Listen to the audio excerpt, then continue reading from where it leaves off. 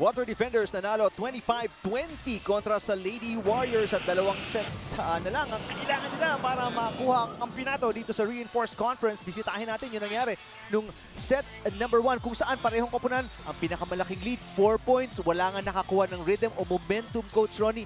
Daming palitan, unforced errors, medyo nakasakit sa Lady Warriors dahil ang dami nilang nakalusot na mga serves, mga aces at mga errors sa pagpalo, sa pag-attacks. At siyempre, sinulit-sulit naman ng Water Defenders. Nakita nyo nga si Hill Cortez ng Water Defenders. Tuwang-tuwa sa pagkapanalo nila set number 1. Ginatasan ng gusto ng Water Defenders yung pagkakataong ibinigay sa kanila ng Lady Warriors. 6 more points dahil sa 9 unforced errors kumpara sa 3 ng Water Defenders. And that has been the main problem para dito sa Lady Warriors all finals long.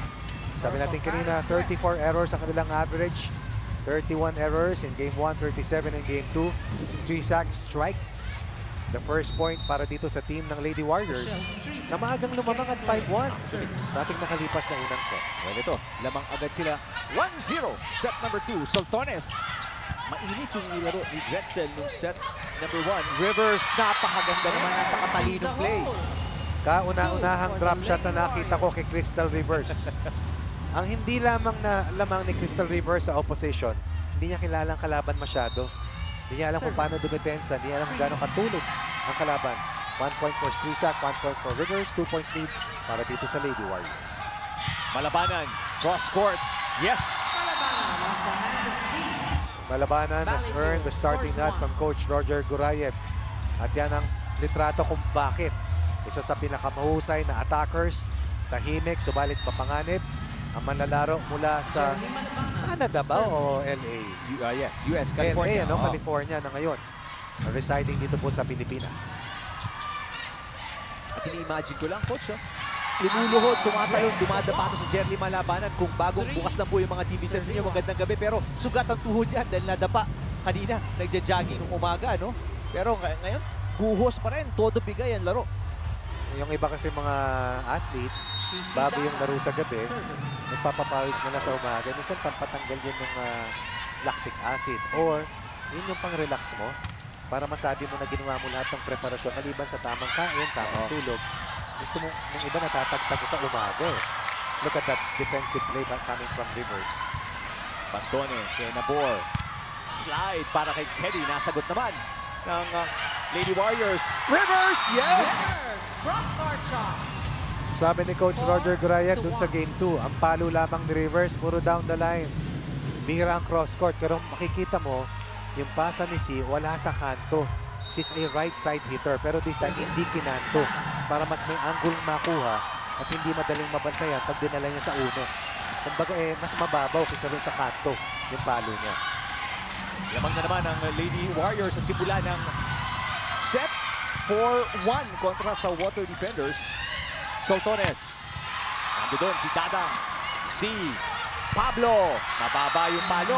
Yes, hindi tumama sa blockers yung bola. Kaya puntos to para sa Water Defenders. Ako, isa sa alam kong nananalangin para sa Lady Warriors, si Father Becbet. Rabon sa paborito niya si Myla Pablo na hindi kumonekta ron. First unforced error para dito sa Lady Warriors. No favoritism, mas direct line ka sa taas. Dapat sa gitna, neutral. Father Bet naman.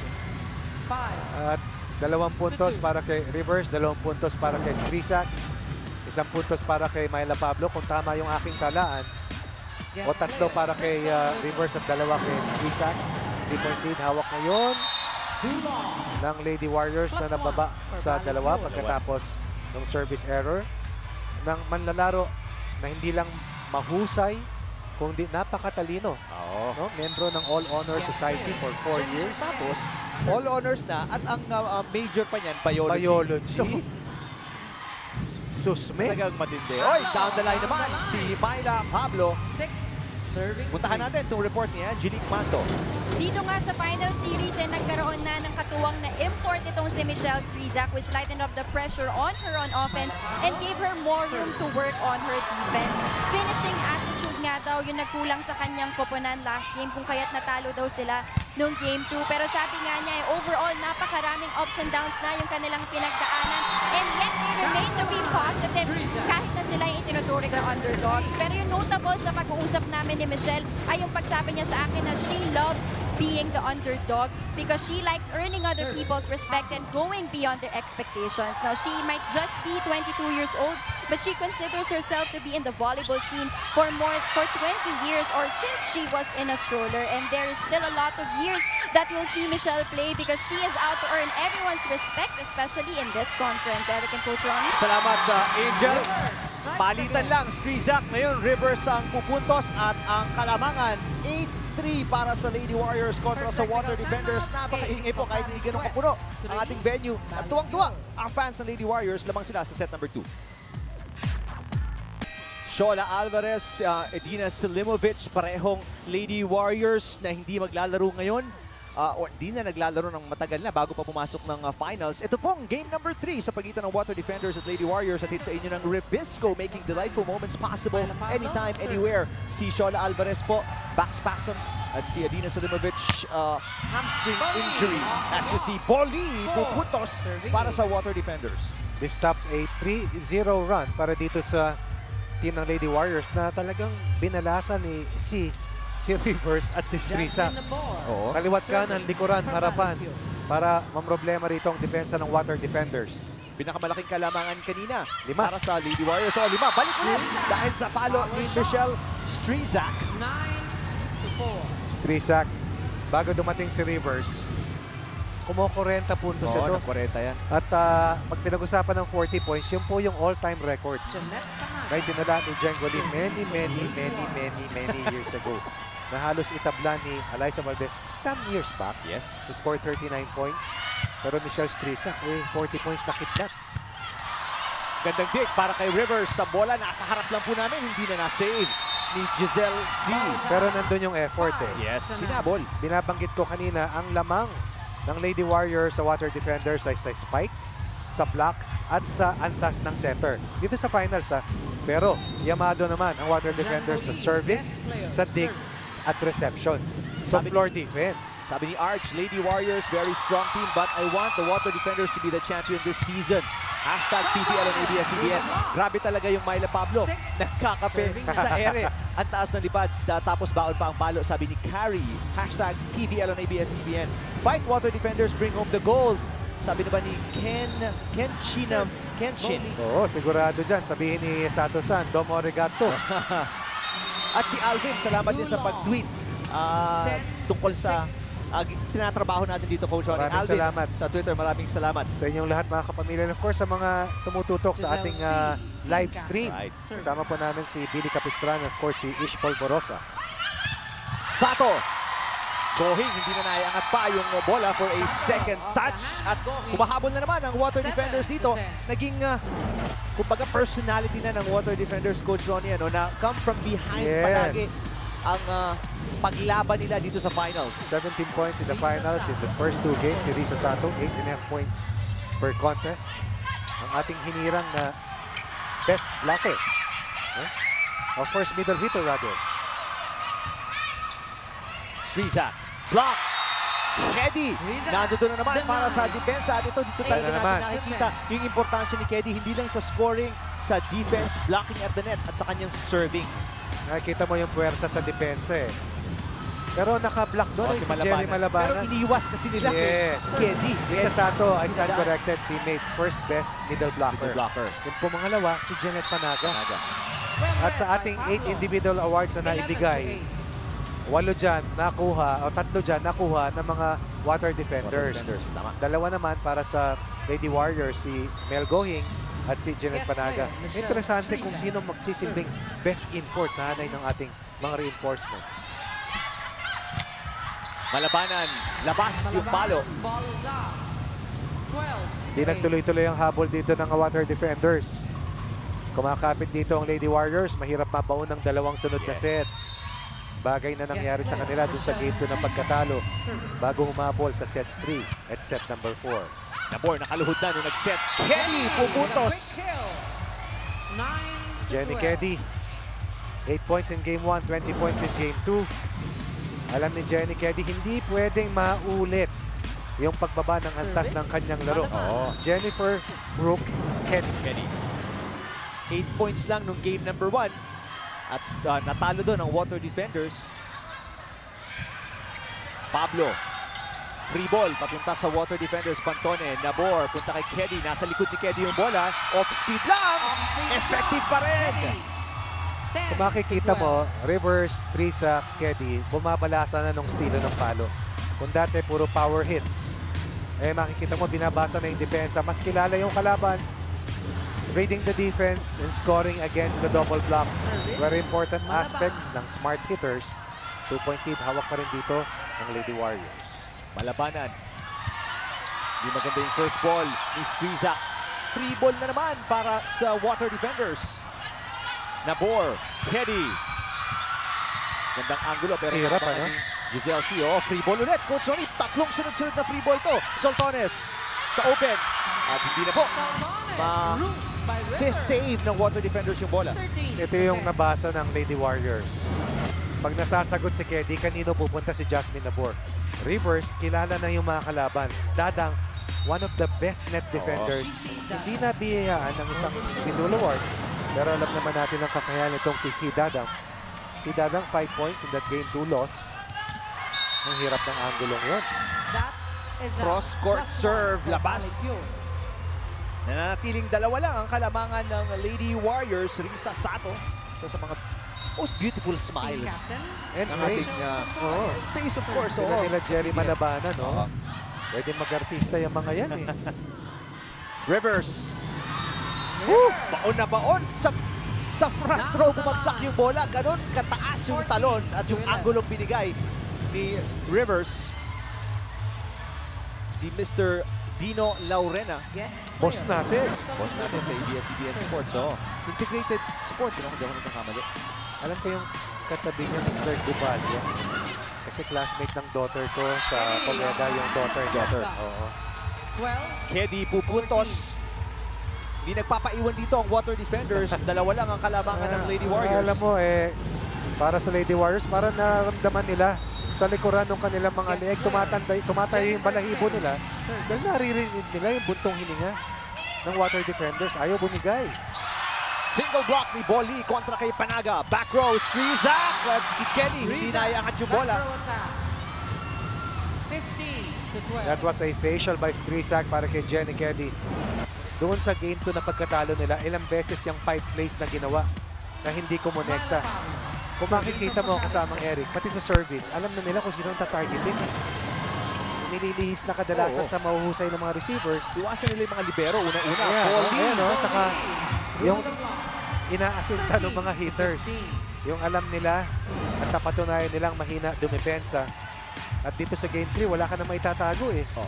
Sabi nga natin, yun lang ang lugay ni Crystal Rivers dahil konti lang yung kanyang pagkakataon makilala. 2 games pa lang ang nilalaro niya. Short but sweet, sabi niya. Another free ball. Medyo problemado sa reception ang Lady Warriors, pero si Panaga, grabe yung depensa sa net doon. Nag-iisa lang, pero nakakuha ng block. Balik sa tatlo. Kalamangan ng Lady Warriors, 16-13 kontra sa Water Defenders. Dito po sa set number 2. Check 1, 2, 3.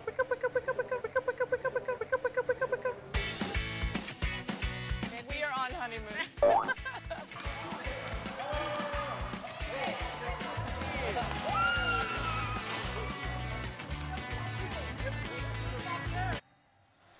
Mga behind the scenes look, katuwaan ng mga players at during the features, during practices, Coach Ronnie. I'd like to call that the human side ng ating mga elite athletes na marunong ding magsaya sa likod ng matinding pinaglalaban. Bolly beats the double block. Bolly scoring against Strizak and C. Dadang. And once again, the lead is down to 2. And this is the wall or the barrier na gustong i-breach or basagin. Nice piston play. Good misdirection by Risa Sato. Jasmine Nabor, Giselle C. Wala masyadong imik pareho, no? Grabe yung concentration sa nais. Natakbo ng kanilang mga patterns. Tatan Pantone, halos umabot sorsogon yung bola, hindi na inabot. Crystal Rivers na naman po, yung nakapuntos. At yung pag-atake Yung buwelo. Ito yung sabi nga ni Ish Polvorosa, kahit nasa likod, parang nasa harap din kung kumalo, no?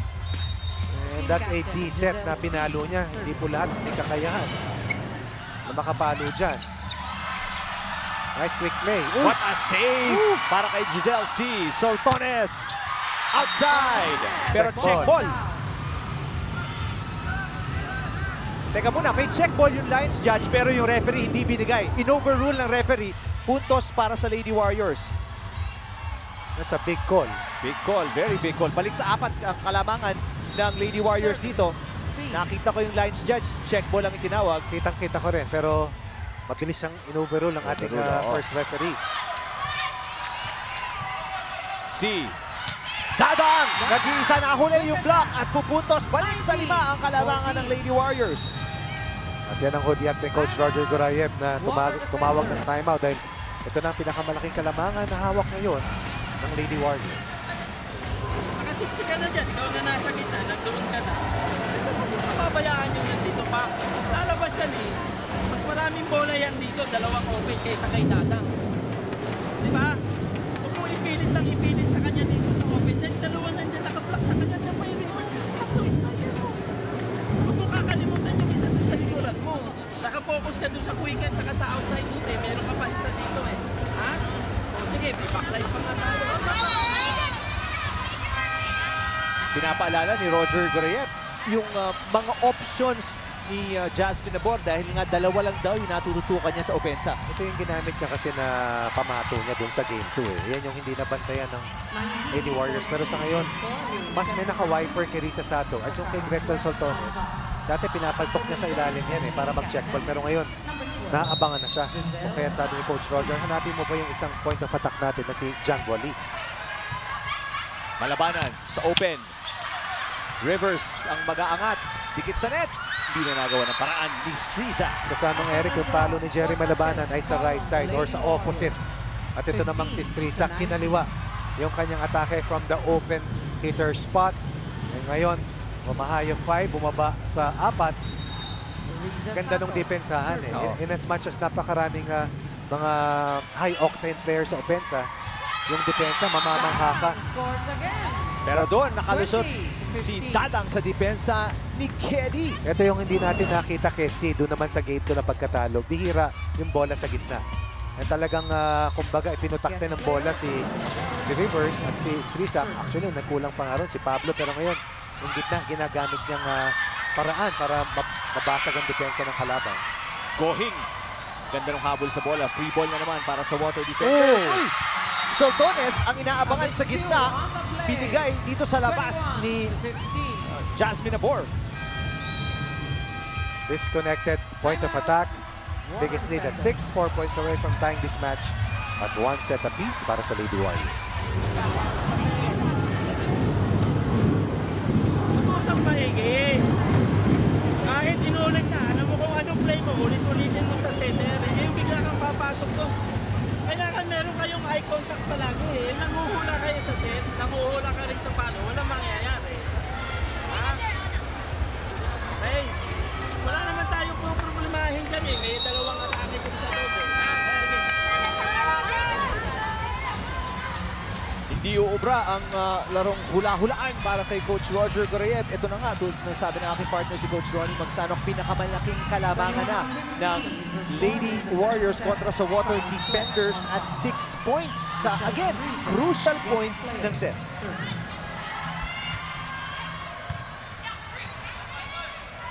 Malabanan.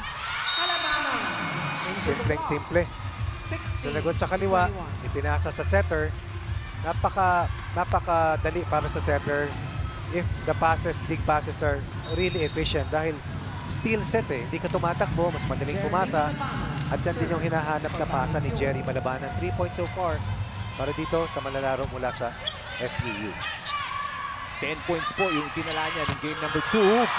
Reverse! Hirap talagang depensahan, ano? Kasi mamimili ka kung saan, parang pick your poison, ika nga, saan ba ibabagsak? Down the line, cross court, and tulad na sabi ni Ish Polvorosa kanina, nasa ibabaw ng blockers. Nasa ibabaw ng bola, nasa ibabaw ng blockers. Oo, si Rivers. Ilangin ko lang yung ginawa nito nung college, ha? Sige, mamaya na tayo mag-usap fifth set. Coach Ronnie, kung gano'n. 23-16. Medyo malaki yung kalamangan. Mahirap habulin. Para dito sa Water Defenders, magandang puhunan. Para dito kila Crystal Rivers, 14 points right away for Crystal Rivers. Coming off a 26-point performance yan. 2,506 points, 2,148 kills in 4 years. Para sa Alabama Crimson Tide. Oo. Di na po naiangat yun ni Gretzel Soltones. Nababaon dito ang Water Defenders. 8 set points para sa Lady Warriors ngayon. Pinakamalaking kalamangan at pinakamagandang posisyon para makuha itong set number 2. Yan ang bagyong Pablo. May hagupit ng palo. Second best local scorer in the entire competition, just behind itong si Alyssa Valdez, the only player to account for over 300 points sa ating nahirang na MVP dito sa ating Premier Volleyball League. Nabor ang papalo. Yes! Alam naman natin na naging posisyon niya ang pagiging spiker sa National University bago siya kinonvert na setter. Pero sabi ni Jasmine Nabor, dito na lang po ako sa setter. Kumpiyansa na ako, kampante na ako sa posisyon ko. Newly minted best setter of our first Premier Volleyball League Conference. Isang set point na save ng Water Defenders. Meron pa bang isa? Volley. Tahimik si Volley sa second set, ano? Reverse! Sakto sa linya. At doon na po nagtatapos ang set number 2. Kokonti ang unforced errors, marami ang spike points, konti ang pagbaril sa paa, marami ang pagpapahirap sa depensa. Tabla tayo, 1 set all, Lady Warriors at Water Defenders.